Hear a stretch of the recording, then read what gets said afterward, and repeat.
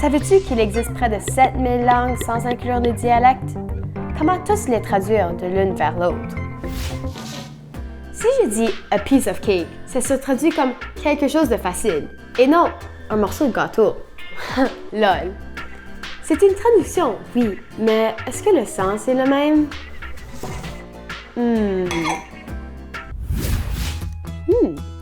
Par exemple, hygge est un mot qui vient des langues danoises et norvégiennes. Ça veut dire un sentiment de bien-être, une humeur joyeuse et chaleureuse, dans une atmosphère intime. Un mot veut dire tout ça? Les langues sont vivantes. Des mots comme hygge viennent de certains modes de vie spécifiques d'une région ou d'un pays.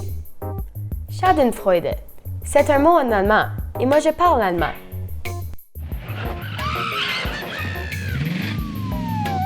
C'est de rire quand quelque chose de négatif arrive à quelqu'un et tu es content de ses malchances. Mais quel mot français dit tout cela en même temps?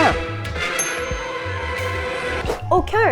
Le sens unique est seulement connu dans cette langue. C'est pourquoi la traduction littérale, c'est-à-dire quand on traduit les mots sans tenir compte de ce que l'ensemble de la phrase veut dire, ne fonctionne souvent pas. Vider son sac, qui veut dire exprimer ses sentiments, se traduit littéralement en anglais par « empty your bag », qui n'a pas du tout le même sens.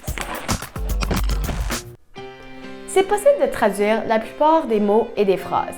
Il faut juste garder le vrai sens du message. Des fois, ça veut dire rajouter plus de mots. Alors, conseil, traduis pas dans Google Traduction pour éviter du travail. Oh tiens, le dictionnaire du petit Robert. Vive le petit Robert.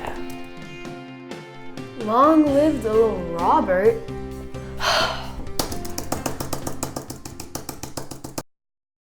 Hey, pars pas!